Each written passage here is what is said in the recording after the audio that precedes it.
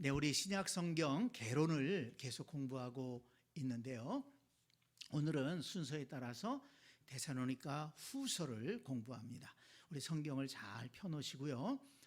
이렇게 적어가면서 표시해 가면서 들으시면 좋겠습니다. 데살로니가 후서는 누가 기록했고 누구에게 썼을까요? 누구에게 쓴 편지일까? 우리 데살로니가 전서에서도 우리가 살펴봤었는데, 자, 1절에 잘 나와 있죠? 자, 1절을 보세요. 바울과 실로아노와 디모데는 하나님 우리 아버지와 주 예수 그리스도 안에 있는 데살로니가인의 교회에 편지하노니 그랬습니다. 자, 1절에서 분명하게 밝히고 있죠. 바울과 실로아노와 디모데는, 실라와 디모데는 바울의 동역자입니다. 바울이 썼다는 거죠. 누구한테 썼습니까? 데살로니가인의 교회, 데살로니가에 있는 교회 성도들에게 썼다. 자, 구체적으로 3장 17절에 보면 또 이렇게 특별하게 얘기하고 있습니다. 3장 17절 보면 나 바울은 친필로 문안하노니 이는 편지마다 표시로서 이렇게 쓰노라 그랬습니다. 친필로 썼다. 내 이 친필을 보면 이 편지가 내가 쓴 것인 것을 알 것이다. 이 표시로서라는 건 그런 의미입니다. 친필로 썼다. 바울이 이 데살로니가 전후서는 친필로 썼다고 그랬습니다. 비교적 바울이 젊은 때에 썼기 때문에 친필로 썼어요. 나중에 좀 더 나이가 든 다음에는 혼자서 쓰질 못해가지고 다른 사람이 대필을 하고, 또 마지막에는 조금 또 바울이 친필로 쓰기도 하고 그랬습니다. 누가가 또 이렇게 대필을 하기도 하고 그랬죠. 데살로니가 후서는 바울이 데살로니가인의 교회에 쓴 편지다. 고린도 제2차 전도 여행 때 고린도에 머물면서 데살로니가 전서도 기록하고 또 얼마 후에 후서도 기록을 했습니다. 자, 그러면 데살로니가 전서를 써서 보내는 것이 얼마 안 됐는데 왜 또 후서를 썼을까? 기록 목적과 여기 특징을 좀 살펴보려고 합니다. 먼저 데살로니가 교회를 향해서 첫 번째 편지를 보냈어요. 근데 그 후에도 소식을 들어보니까 이 데살로니가 교회 성도들이 환난 중에 있다는 거예요. 핍박을 받고 있다는 것입니다. 그래서 다시 한번 편지를 써 보내서 환난 중에 있는 성도들을 격려하고 위로해야 되겠다.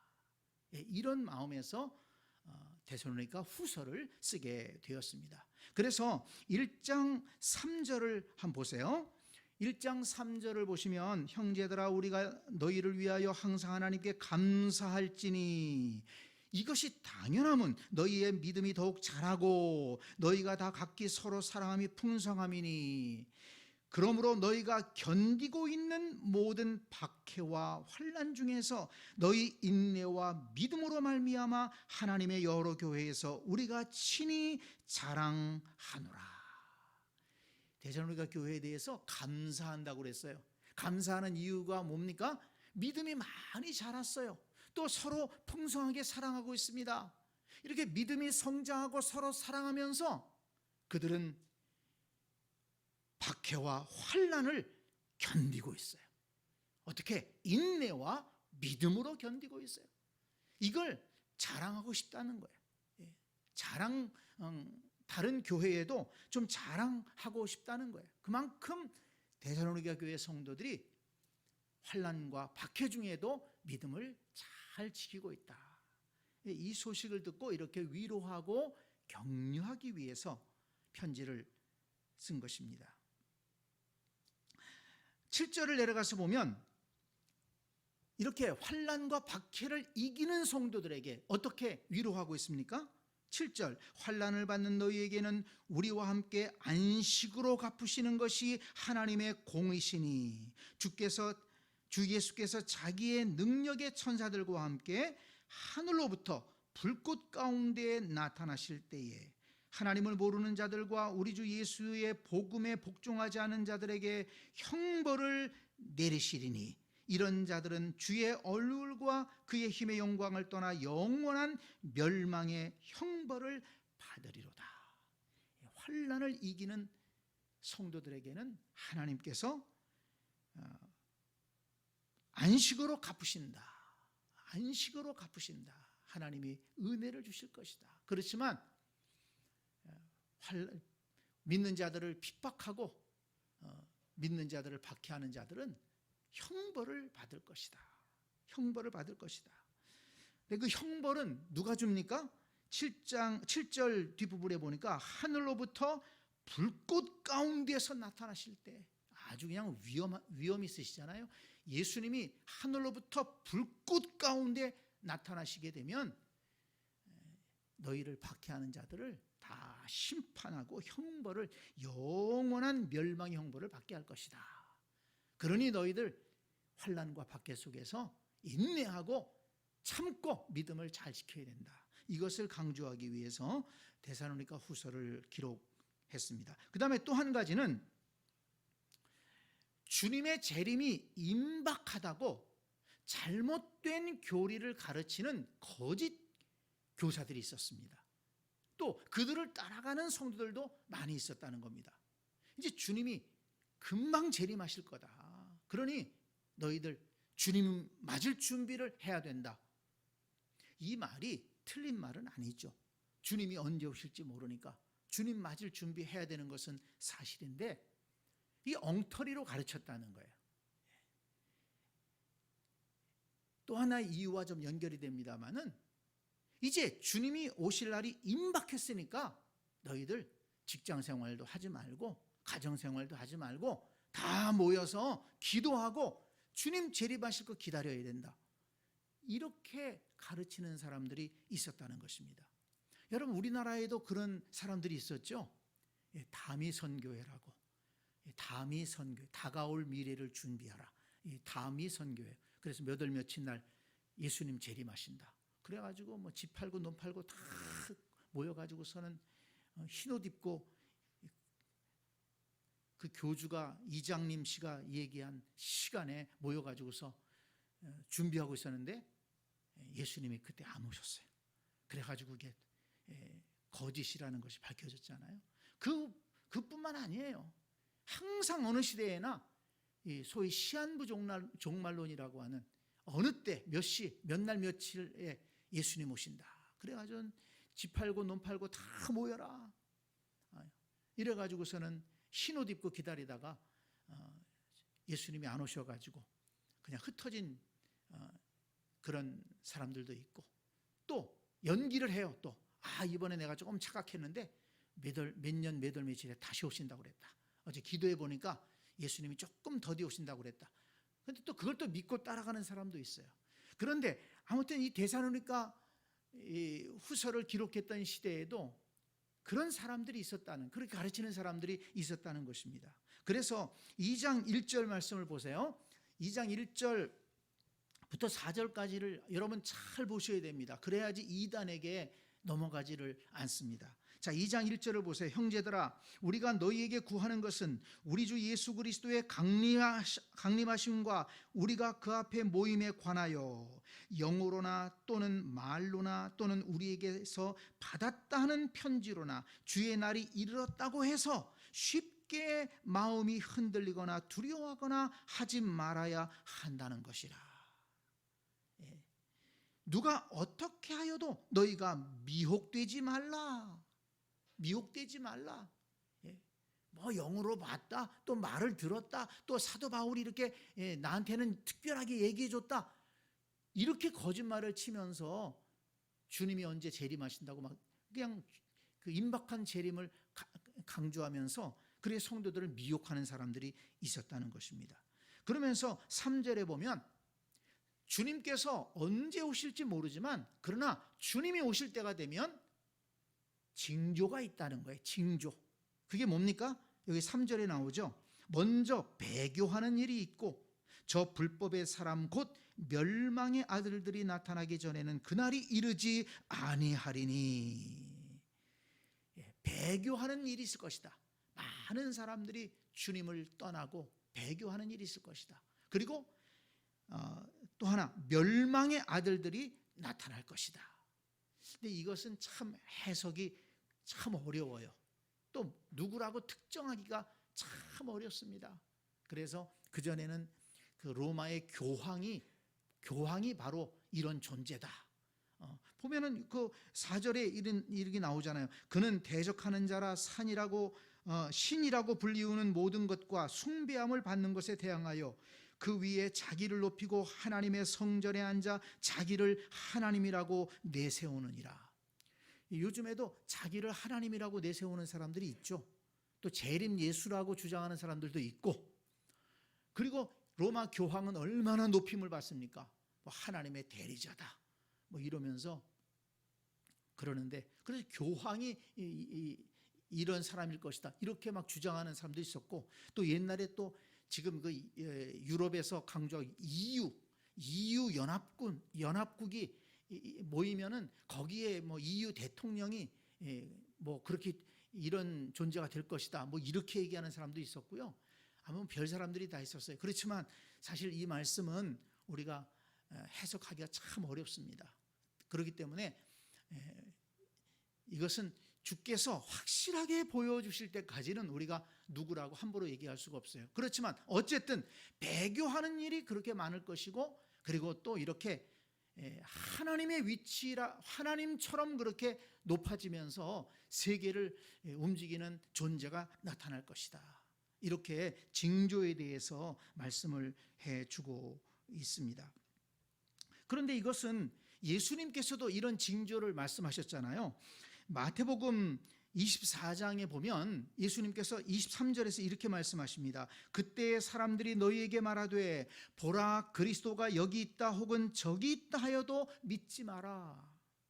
30절 그때 인자의 징조가 하늘에서 보이겠고 그때 땅의 모든 족속들이 통곡하며 그들이 인자가 구름을 타고 능력과 큰 영광으로 오는 것을 보리라. 그리스도가 여기 있다 저기 있다 해도 믿지 말라, 속지 말라는 것입니다. 주님이 오실 때에는 분명한 모습으로 하늘에서 구름을 타고 오실 것이다. 큰 능력과 영광으로 오실 것이다. 모든 사람들이 그렇게 볼 수 있을 것이라는 말씀이에요. 근데 그 신천지에서 강의하는 거 이렇게 요즘은 유튜브에서도 또는 그 인터넷에서 자주 올라와요. 그래서 내가 가끔 궁금해서 봐요. 도대체 얘들은 뭘 가르치나. 그랬더니 어떤 사람이 예수님이 구름 타고 오신다고 그랬다. 이 기독교의 목사들이 예수님 구름 타고 오신다고 가르친다. 그러면서 구름은 어떤 구름일까요? 구름은 뭐 조그만한 무슨 소음 같은 구름도 있고 먼 구름도 있는 뭉게 구름도 있는데 예수님이 그런 구름을 타실 수가 있을까요? 순전히 교회 목사들은 엉터리입니다. 또 뭐 구름은 그게 수분 덩어리인데 어떻게 예수님이 그걸 타고 오실까요? 그러면서 아주 교회 목사들을 흉보면서, 근데 또 특별한 답도 없어요. 근데 여러분, 예수님이 구름 타고 오신다는 게 정말 구름을 딱 손오공처럼 구름을 딱 타고 오시는 걸까요? 이건 상징적인 것이죠. 하늘에서 천군 천사와 함께 영광 중에 능력 가운데 내려오신다는 것을 말씀하는 것 아니겠습니까?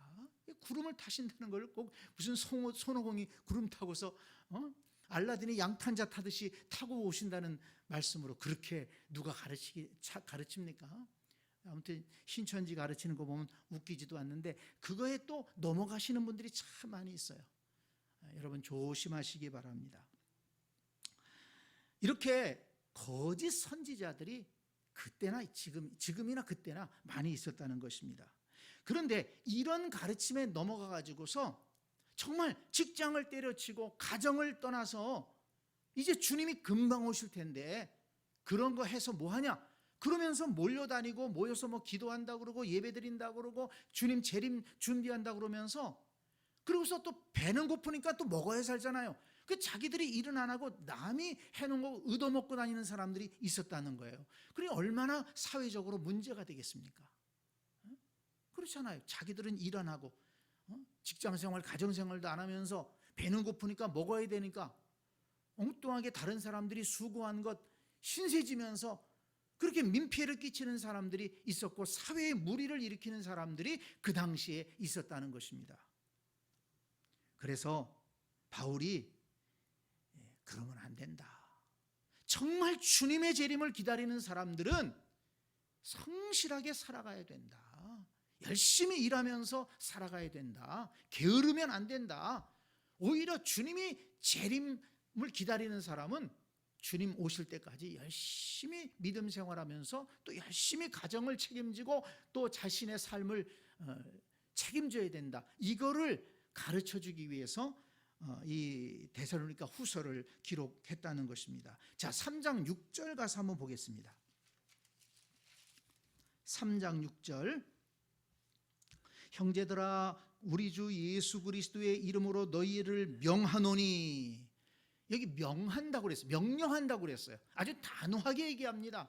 뭘 이렇게 단호하게 얘기하느냐? 게으르게 행하고 우리에게서 받은 전통제로 행하지 아니하는 모든 형제에게서 떠나라. 게으른 사람들, 주님 재림을 빙자해 가지고 일도 안 하고 농땡이 치면서 다니는 사람들 사귀지 말라는 거예요.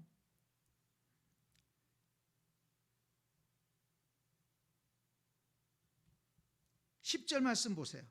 우리가 너희와 함께 있을 때에도 너희에게 명하기를 누구든지 일하기 싫어하거든 먹지도 말게 하라 하였더니, 우리가 들은즉 너희 가운데 게으르게 행하여 도무지 일하지 아니하고 일을 만들기만 하는 자들이 있다 하니, 이런 자들에서 이게 우리가 명하고 주 예수 그리스도 안에서 권하기를 어떻게 하라고요? 조용히 일하여 자기 양식을 먹으라 하노라. 괜히 예수님 재림 하신다고 핑계대고서는 직장생활도 안 하고 엉뚱하게 다른 사람들한테 피해주면서 신세지고 다니는 그런 사람들, 그건 게으른 거니까 그런 사람들하고 사귀지 말아라. 그리고 그런 사람들한테 일하기 싫거든 먹지도 말아라. 조용히 자기 일하면서 자기 양식을 자기가 책임지도록 해라. 이렇게 바울이 명령을 하고 있다는 것입니다. 네, 이렇게 데살로니가 후서를 기록한 목적 3가지를 제가 소개를 했습니다. 고난받고 박해받는 성도들을 위로하고 격려하기 위해서, 그리고 임박한 재림을 이렇게 강조하면서 성도들을 미혹해 하는 이런 거짓 교사들에게 경계를 주기 위해서, 그리고 또 이 주님의 재림을 핑계로 해서 일하지 않고 사회적 무리를 일으키는 이런 성도들을 깨우쳐서 정신 차리고 게으르지 말고 열심히 일해라. 이것이 주님의 재림을 기다리는 사람들의 올바른 자세다. 이것을 강조하기 위해서 이 데살로니가 후서를 기록했다는 것입니다. 그리고 또 하나 특징을 좀 살펴보면, 이 데살로니가 후서를 기록할 때에는 매 장마다 그들을 위해서 기도하는 내용을 기록하고 있다는 것입니다. 매 장마다 이제 3장인데 1장에도 기도하고 2장에도 기도하고 3장에도 기도하고 있어요. 자, 1장 11절 12절을 보세요. 1장 11절. 이러므로 우리도 항상 너희를 위하여 기도하문 우리 하나님이 너희를 그 부르심에 합당한 자로 여기시고 모든 선을 기뻐함과 믿음의 역사를 능력으로 이루게 하시고 우리 하나님과 주 예수 그리스도의 은혜대로 우리 주 예수의 이름이 너희 가운데에서 영광을 받으시고 너희도 그 안에서 영광을 받게 하려 함이라. 기도합니다. 그 다음에 2장에서는 16절 17절 우리 주 예수 그리스도와 우리를 사랑하시고 영원한 위로와 좋은 소망을 은혜로 주신 하나님 우리 아버지께서 너희 마음을 위로하시고 모든 선한 일과 말에 굳건하게 하시기를 원하노라. 기도하고 있습니다. 자, 3장은 5절에 가서 보면 3장 5절, 주께서 너희 마음을 인도하여 하나님의 사랑과 그리스도의 인내에 들어가게 하시기를 원하노라. 그 다음에 또 마지막으로 16절에 보면 아주 유명한 기도문이 있어요. 평강의 주께서 친히 때마다 일마다 너희에게 평강을 주시고 주께서 너희 모든 사람과 함께 하시기를 원하노라. 이렇게 바울은 데살로니가 성도들을 위해서 말씀으로 가르칠 뿐만 아니라 그들을 위해서 기도하고 있습니다. 왜냐하면 바울은 자신이 가르치는 것도 중요하지만 하나님께서 은혜를 주셔야 그들이 올바로 설 수 있다는 것을 믿었기 때문입니다. 기도의 힘을 믿었다는 거예요. 바울처럼 잘 가르치는 사람도 나의 가르침만으로는 안 된다. 하나님이 은혜를 주셔야 된다. 하나님이 역사해 주셔야 된다. 이걸 알았기 때문에 이렇게 바울은 이 데살로니가 서뿐만 아니죠. 다른 서신들에도 보면 꼭 그 편지를 보내면서 기도문을 싣고 있는 것을 볼 수가 있습니다. 자, 그러면 우리 내용을 좀 살펴보겠습니다. 3장까지 되어 있는데요. 1장은 감사와 격려가 나옵니다. 1절, 2절. 자, 1장의 1절, 2절을 보면 인사가 나오죠. 자기를 소개하고 또 이렇게 편지의 형식이 있어요. 바울이 데살로니가 교인에게 편지를 썼다. 그리고 또 인사 끝에 축복하죠. 하나님 아버지와 주 예수 그리스도로부터 은혜와 평강이 너희에게 있을지어다.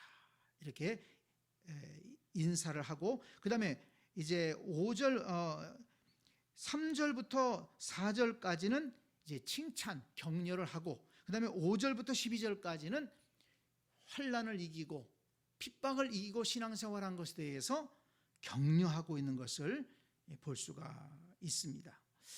그 다음에 2장은 주님의 재림에 대한 교훈을 가르쳐주고 있습니다. 아까도 살펴봤지만 1절, 2절에서는 거짓 교사들을 조심해라. 누가 어떻게 하여도 너희가 미혹되지 말라. 경고하고 있고, 3절로 12절까지의 말씀에는 재림 전에 있을 징조에 대해서 말씀을 하고 있죠.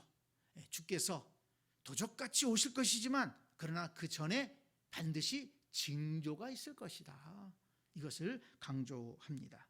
그 다음에 13절서부터 17절까지는 굳건하게 서서 바울이 가르친 그 믿음의 전통을 지켜라. 15절 보면 그러므로 형제들아 굳건하게 서서 말로나 우리의 편지로 가르침을 받은 전통을 지키라. 거짓 선지자들 쫓아가지 말고 굳건하게 서서 내가 너희 가르친 것을 지켜야 된다. 이것을 강조합니다. 그리고 3장에서는 재림을 핑계로 게으른 사람들에게 경계를 하죠. 경계를 줍니다. 재림을 핑계로 게으르지 말고 열심히 일해야 된다. 자, 1절로 3장 1절로 5절은 바울도 기도 부탁을 합니다. 이 데살로니가 교회 성도들을 위해서 기도도 하지만 기도해 줄 것을 부탁하는데 3장 1절에 보면 끝으로 형제들아 너희는 우리를 위하여 기도하기를 주의 말씀이 너희 가운데서와 같이 퍼져나가 영광스럽게 되고 또한 우리를 부당하고 악한 사람들에게서 건지시옵소서 하라. 믿음은 모든 사람의 것이 아니니라. 바울이 기도도 해주지만 기도 부탁을 하는 걸 볼 수가 있어요.